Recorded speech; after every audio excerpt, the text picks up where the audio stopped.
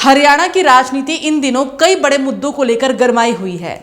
मुख्यमंत्री नायब सिंह सैनी, सूरजकुंड घटना, राहत और जांच, पूर्व मुख्यमंत्री भूपेंद्र सिंह हुड्डा के एचपीएससी पर बयान, पंजाब विधानसभा चुनाव और बुजुर्गों की पेंशन जैसे अहम मुद्दों पर सियासी बयानबाजी तेज हो गई है।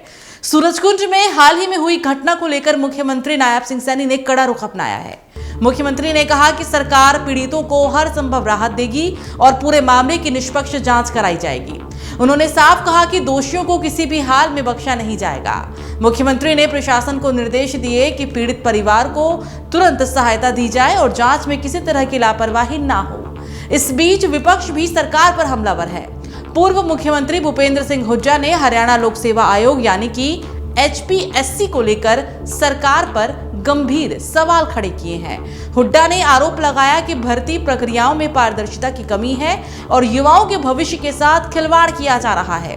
उन्होंने मांग की कि एचपीएससी की कार्यप्रणाली की स्वतंत्र जांच कराई जाए ताकि युवाओं का भरोसा बहाल हो सके। वहीं पंजाब विधानसभा चुनाव को लेकर भी राजनीतिक हलचल तेज हो गई है।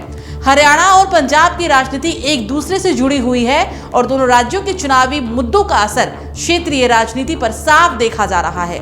राजनीतिक दलों ने पंजाब चुनाव को लेकर रणनीति बनानी शुरू कर दी है, जिससे आने वाले समय में सियासी तापमान और बढ़ने की संभावना है। इसके अलावा प्रदेश में युवाओं की पेंशन को लेकर भी बड़ा मुद्दा खड़ा हो गया है।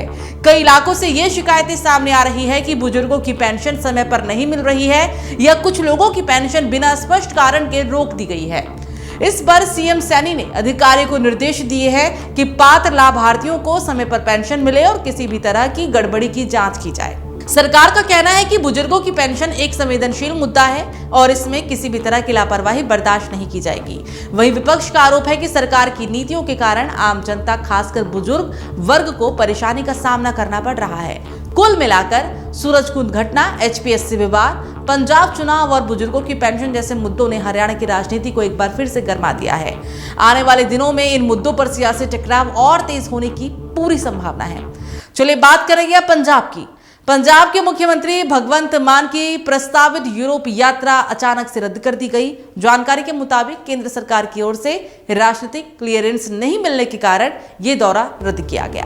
इस फैसले के बाद पंजाब की राजनीति में एक बार फिर केंद्र और राज्य सरकार के बीच टकराव के संकेत देखने को मिल रहे हैं। मुख्यमंत्री भगवंत मान को यूरोप के कुछ देशों की आधिकारिक यात्रा पर जाना था, जहां वे निवेश, औद्योगिक सहयोग और पंजाब में निवेश को बढ़ावा देने से जुड़े कार्यक्रमों में हिस्सा लेने वाले थे। सरकार के सूत्रों के अनुसार इस दौरे के दौरान विदेशी निवेशकों के साथ बैठकें, व्यापारिक संगठनों से संवाद और पंजाब में उद्योग लगाने को लेकर समझौते की संभावना थी। हालांकि केंद्र सरकार की ओर से राजनीतिक क्लियरेंस नहीं मिलने के कारण यह पूरा कार्यक्रम रद्द करना पड़ा। विदेश यात्राओं के लिए राजनीतिक क्लियरेंस केंद्र सरकार से अनिवार्य होती है और इसी प्रक्रिया के तहत पंजाब सरकार ने अनुमति मांगी थी, लेकिन इस बार हरी झंडी नहीं मिल सकी। इस फैसले को लेकर आम आदमी पार्टी और पंजाब सरकार ने नाराजगी जताई। पार्टी नेताओं का कहना है कि यह फैसला राजनीतिक दुर्भावना से प्रेरित है और इससे पंजाब के हितों को नुकसान पहुंचा है। उनका आरोप है कि निवेश और विकास से जुड़े अहम मौके पंजाब से छीन लिए गए। वहीं केंद्र सरकार की ओर से अभी तक इस मुद्दे पर कोई विस्तृत आधिकारिक प्रक्रिया सामने नहीं आई। हालांकि सूत्रों का कहना है कि राजनीतिक क्लियरेंस एक नियमित प्रक्रिया है और इसे राष्ट्रीय हित, विदेश नीति और सुरक्षा से जुड़े पहलुओं को ध्यान में रखकर दिया या रोका जाता है। इस बीच विपक्षी दलों ने भी इस मुद्दे पर अपनी अपनी प्रतिक्रियाएं दी। कुछ नेताओं का कहना है कि राज्य सरकार को पहले सभी औपचारिकताओं को पूरा करना चाहिए था ताकि इस तरह की स्थिति से बचा जा सके। कुल मिलाकर मुख्यमंत्री भगवंत मान के यूरोप यात्रा रद्द होने के बाद केंद्र और पंजाब सरकार के बीच राजनीतिक खींचतान और तेज होने के संकेत मिल रहे हैं। अब देखना होगा कि इस मुद्दे पर आगे क्या राजनीतिक और प्रशासनिक कदम उठाए जाते हैं।